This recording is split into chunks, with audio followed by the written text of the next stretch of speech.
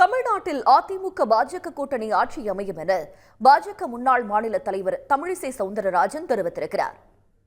கூட்டணி ஆட்சி இல்லை என அதிமுக கூறி வரும் நிலையில் தமிழிசை இவ்வாறு கூறியிருப்பது கூட்டணியில் சலசலப்பை ஏற்படுத்தியுள்ளது.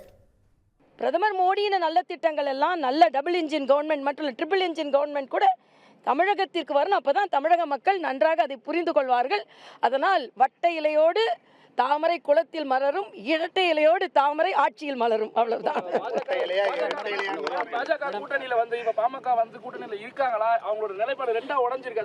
இல்ல, அது ஒரு பாச போராட்டம் அங்கே நடந்து கொண்டிருக்கிறது. அரசியல் போராட்டம் என்று சொல்வதை விட ஒரு பாச போராட்டம்.